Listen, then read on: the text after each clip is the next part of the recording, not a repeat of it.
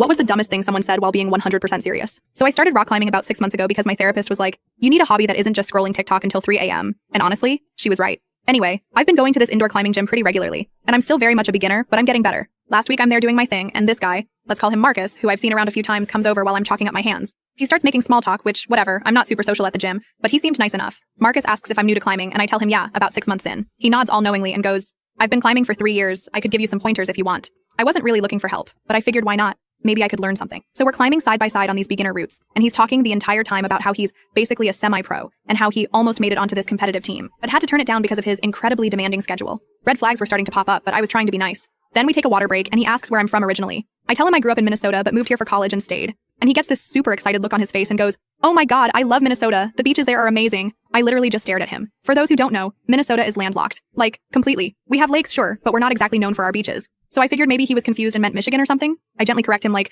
I think you might be mixing it up with another state. Minnesota is landlocked. We don't really have beaches in the traditional sense. This man looks at me like I'm the idiot and says, no, I've definitely been to Minnesota. It's right next to California, right? I went to those famous beaches there. At this point, I'm thinking this has to be a joke. So I pull out my phone and show him a map. He looks genuinely confused and goes, huh, they must have changed the map recently. Changed the map recently. I couldn't even respond to that one. But it gets better. As we're getting ready to climb again, he notices my water bottle has one of those little reminder marks for how much water you should drink throughout the day. He points at it and goes, you know, drinking water is actually bad for you. I ask what he means, thinking maybe he's talking about something specific like drinking too much water too quickly or something. The government puts chemicals in water to control our thoughts. That's why I only drink Mountain Dew and milk. I'm trying so hard not to laugh at this point. I just nod and say, interesting theory, and focus on my climbing. But he keeps going. Throughout the next hour, this man tells me with complete confidence that dinosaurs weren't real and were invented by museums to make money, that he doesn't need to wear deodorant because his natural musk attracts the right kind of women. I was literally climbing upwind from him after that comment. But the absolute pinnacle, the statement that had me excusing myself to the bathroom so I could laugh until I cried, was when we were discussing birthdays. I mentioned mine was coming up, and he asked what sign I was. I said Taurus, and he nodded very seriously and said,